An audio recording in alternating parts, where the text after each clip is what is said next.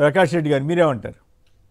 మరి ఇప్పుడు రాజకీయ నాయకులు రాజకీయాలు చేయొచ్చు, రాజకీయ విమర్శలు చేయొచ్చు, ప్రత్యర్థుల మీద విమర్శలు చేయొచ్చు, పథకాల మీద విమర్శలు చేయొచ్చు, ప్రభుత్వ వైఫల్యాల మీద విమర్శ చేయొచ్చు. మరి అధికార పార్టీ తమ వైఫల్యాల్ని కప్పిపుచ్చుకునేదానికి ఇతరుల మీద వ్యక్తిగత విమర్శలు చేయడము, అంటే డైవర్షన్ పాలిటిక్స్ను ప్రయోగించడము, లేదా ప్రత్యర్థుల పైన సిబిఐ, ఈడీ, విజిలెన్సు, సిఐడి లాంటి శాఖల్ని ప్రయోగం చేయడము, అంటే ప్రజల దృష్టిని మరల్చేటువంటి కార్యక్రమం చేయడం. సో ఇవన్నీ చూసాం. చివరికి ఆంధ్రాలో అయితే చంద్రబాబు నాయుడు గారు తిరుపతి లడ్డూను, తిరుపతి వెంకటేశ్వర స్వామి గారిని కూడా ఆయన్ని కూడా రాజకీయాల్లోకి లాగడం చూసాము. అదేవిధంగా పవన్ కళ్యాణ్ గారు వింటే నా మాట వినండి, నాకు సపోర్ట్ చేయండి, లేదంటే నోరు మూసుకోండి అనేసి సినీ పరిశ్రమను ఉద్దేశించి మాట్లాడడం, కార్తీని ఉద్దేశించి మరింత పరుషంగా ప్రకాష్ రాజు మీద కూడా ప్రకాష్ రాజు మీద మాట్లాడడం, ఇవన్నీ ఏంటంటే అధికారం దగ్గర ఉన్నప్పుడు ఒళ్ళు దగ్గర పెట్టుకొని మాట్లాడాల్సినటువంటి అధికార పక్ష నాయకులు అది మర్చిపోయి మాట్లాడుతున్నారు అనేది ఉంది. మరి ఈ ఇన్సిడెంట్లో మనం గమనిస్తే Samantha she's a self made woman. 2014లోనే ఆమె కొత్తగా సినిమా పరిశ్రమలో కొత్తగా వచ్చిన సమయంలోనే ఆమె ఒక ప్రత్యూష ఫౌండేషన్ అనేసి ఒక స్వచ్ఛంద సంస్థను ఏర్పాటు చేశారు. ఇప్పుడు దాదాపుగా 654 మందికి చిన్నపిల్లలకు, అన్ప్రివిలేజ్డ్ పిల్లలకు వాళ్ళకు సర్జరీలు చేయించడం కానీ, ఎన్నో సోషల్ అవేర్నెస్ యాక్టివిటీస్ చేయడం కానీ ఉన్నారు. వేలాది మంది అభిమానులు ఉన్నారు ఆ విధంగా కూడా. అదేవిధంగా చిత్ర పరిశ్రమలో దాదాపు 1,00,000 కుటుంబాలు ఈరోజు చిత్ర పరిశ్రమలో పనిచేస్తూ ఉన్నాయి, చిత్ర పరిశ్రమ మీద ఆధారపడి ఉన్నారు. కోట్లాది మంది అభిమానులు సమంతకు కానీ అక్కినేని కుటుంబానికి కానీ ఉన్నారు.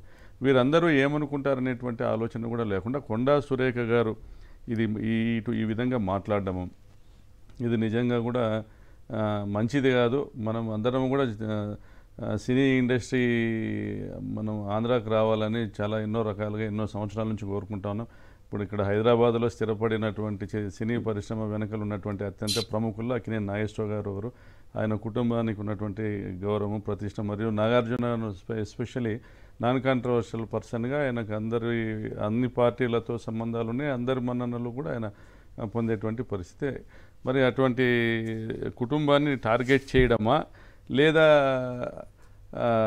అనుకోకుండా మేము నోరు జారడమా? మరి ఎందుకంటే కాంట్రవర్సీని క్రియేట్ చేస్తే వార్తలు ఏదైతే ఇప్పుడు హైడ్రా మీద ఉన్న విమర్శల పైన నుంచి దృష్టి మరల్చడానికి ఏదైనా కాంట్రవర్సీని క్రియేట్ చేయడానికి ప్రయత్నం చేస్తూ ఉందా, లేదా ఇక నిన్న నైట్ కొన్ని వార్తలు వచ్చాయి, ఏదో అదానీ గ్రూప్తో ఏదో డిస్కషన్స్ చేస్తా అన్నారనేసి, సో కొన్ని కాంట్రవర్షియల్ ఇష్యూస్ మీద, సో ఇటువంటి వాటిపై నుంచి దృష్టి మరల్చడానికి ఏదైనా ప్రయత్నం చేస్తున్నారు. బట్ ఏది ఏమైనా ఆ కుటుంబం వెంట అందరూ కూడా నిలవాల్సిందే.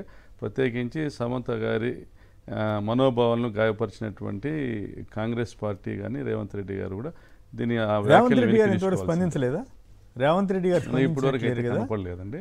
మన సినీ పరిశ్రమ నుంచి జూనియర్ ఎన్టీఆర్ గారు రెస్పాండ్ అయ్యారు, నాని గారు రెస్పాండ్ అయ్యారు, అక్కినేని ఫ్యామిలీ మొత్తం రెస్పాండ్ అయింది, రోజా గారు, ప్రకాష్ రాజు గారు అందరూ రెస్పాండ్ అయ్యారు.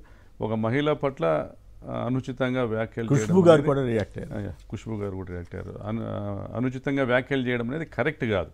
అందులోన she is a self made woman, respect చేయాలి. యాక్చువల్లీ వ్యక్తిగత అభిమానులు ఇటువంటిప్పుడు మరి పవన్ కళ్యాణ్ గారు స్పందించారో లేదు తెలియదు కానీ, బట్ ఇటువంటిప్పుడు సినిమా వాళ్ళంతా కలిసి ఒక నిరసన ర్యాలీ కూడా తీయాల్సిన అవసరం ఉందేమో అనిపిస్తుంది. బహుశా చేస్తారేమో. మరి అది చాలా అన్యాయం కదా, ఇట్లా గ్రాంటెడ్ గా తీసుకోవడం కరెక్ట్ కాదు. ఇప్పుడు వాళ్ళు ఏదన్నా నటీమణులు ఏదన్నా ఎవరి మీద ఆరోపణ చేస్తే అది వేరే చర్చ. కానీ ఇప్పుడు అసలు వాళ్ళు ఏమీ లేని దాంట్లోంచి కొత్త వివాదం సృష్టించడం, కేటీఆర్ మీద కోపం ఉంటే ఇంకో రకంగా తీర్చుకోవాలి కానీ ఈ రకంగా చేయటం, ఆవిడికి వ్యతిరేకంగా జరిగిందని బాధపడచ్చు, దాన్ని మనం తప్పుపట్టాక. కానీ ఆ కోపంలో వేరే ఎవరి మీద ఆరోపణ చేస్తే ఒక మహిళగా అది నష్టం చేస్తుంది కదా.